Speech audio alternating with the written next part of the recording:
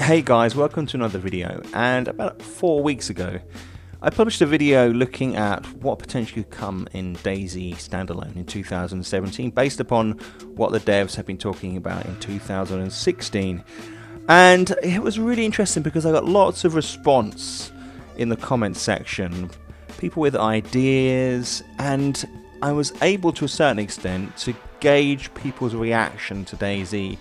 And it was really interesting, so what I thought I'd do here is talk through some of those comments, maybe give some of my own opinions, and you know, there are some great ideas, so you may find some of them funny, you may find some of them frustrating, and hopefully this will kick on this conversation about DayZ, and you can put some comments down below so we can see those and then maybe even discuss those in another video. So I'd just like to highlight that none of these are my own opinions until I actually discuss the comment, and I just feel that they do represent the general feeling in DayZ, but the people with a voice sometimes shout louder, so it's interesting to see exactly what they say. Let's have a look at them. The first comment gets 56 likes, which is really good. It's by Rocky Jet Maldenzi. And it says, I've had DayZ SA since launch in December 16, 2013 and have about 3k hours in the mod. I've never complained on Steam forums, Reddit or YouTube. This is the first time. I've always kept it to myself on how much I hate the game sometimes and slow development, lack of content sometimes, and a bunch of other things. I've high hopes for it in 2017, but I'm not going to get excited because I don't want to disappoint myself again. Great video, man. That's a very level-headed response. I think a lot of people feel this way. It's represented in the amount of likes it gets. I think it's the most liked comment on that particular section. And another one comes in with they put it straight on the slow development issue. The thing is that they're working on recording all the major game engines such as player movements, weather, vegetation and vehicles. These are changes which might not give us the coolest map, new locations or new weapons, but they really try to put it all into making the game from the ground up a good experience, and I think that's worth the long wait. He's got a lot of hours in it. I think that's true. We sometimes don't see the amount of development that's actually going on because the engines take a lot of work, as well as the coding takes a lot of effort. But other people aren't as patient. Werlag, who leaves quite a few comments, comes in and says, I'm also from day one in game, 3,000 hours as well. Game is a pile of shit and crappy idiotic concepts will still keep coming, destroying the game itself, to the point that even the mod support cannot save it. Very harsh. I mean, I personally don't agree with Werlag on that one, but you may do. Let me know down below. And then we have another one, M Scorpion, Rocky Jet Maldez. I was a hardcore DayZ player too, switched to Miscreated, which gets a huge patch every month and is much more developed. You can even build bases, check it out, only $20 on Steam. Miscreated does come up as the opposition, but Miscreated is slowing down with its patch updates, so it's interesting to see how that will develop. Some good, interesting arguments going on that stream. The next one, Miscreated can be a focus for some of these comments. Like Mango Melon says, I hope Miscreated makes DayZ devs feel challenged and start working up the game. I think it does. I think the DayZ devs look around for other games. On the same subject, Mitchell comes in and says, Miscreated shouldn't even be compared to DayZ. I've played Miscreated and it's just another arcade-style survival game with guns everywhere. DayZ's much slower pace and attracts a different community. There's definitely some weight in that comment. But Connie E comes back to Mitchell and says, oh yeah, DayZ and H1Z1 Hizzy got married and had a baby named Miscreated. Lol. Well, yeah, maybe. I thought that was quite funny. And then we have another one here. Orange Chicken says, if any game gets DayZ devs off their arses, it's going to be Escape from Tarkov. I really don't know about this myself. I mean, you guys may agree or not. The only reason Miscreated shouldn't be compared to DayZ is because they have half a clue. They're the exact same style of game, only DayZ is 3 to 4 years older and 20% as developed. Miscreated lover there. There's a lot of love for Miscreated, I'm finding, with comments not just on this video but on other videos as well. Blah blah here shows that there are some very passionate people, some extreme reactions, mod tools, so we can get our fucking game back to the way it was PvP wise in the mod. There you go. Why is everybody so negative? There's a lot of negative against the game. Frexter comes in and says, I don't even see what bugs you guys are talking about other than the climbing ladder. Most of you probs just salty because you never get the time to find decent gear and actually play in game. I can 100% agree with that. There's a lot of saltiness, no doubt. Razor comes in with something I've heard a lot of. He says, what I expect in DayZ 2017? Well, possibly a few new things, little to no improvements. That's what I realistically see. I think a lot of people feel that way, but Thomi comes in with a sort of a comment that I've seen a lot, and it mentions the hacking. Characters still fly through your screen and kill you. Comments on the hacking, but the devs think, let's add facial hair. Questioning the devs' priorities often comes up in these comments. And to a certain extent, you can understand why, but then you've got to think about how the dev team is set up, and they have different departments, so you've got to consider that.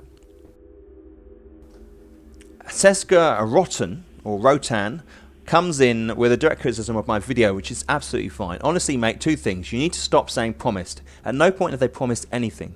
They've given estimations on when they think certain features will be in, and they've teased its future features. But saying promise just gives people more ammunition to say devs lied, OMG, and shit like that. They're not malicious people. They've got no intention of scamming anyone, and there's literally nothing in Bohemia Interactive as a company that indicates they've abandoned or otherwise. Now, I totally agree with that. I totally think that maybe there's too much expectation. And they're not scamming. They're a big company. They've got armor, for God's sake. They're not going to abandon it, are they? So it's still developing. It's just a question of the pace at which they're doing it. But there are some interesting things coming. And Chetnik puts a comment down. All very exciting stuff, and in some cases potentially game-changing, i.e. base building hellies. Don't forget Tissi will be contaminated zone requiring biosuits, tents, and due to recent map changes, we know all high-end loot up there require much effort to get. Let's wait and see what happens. Exactly, we've got to wait.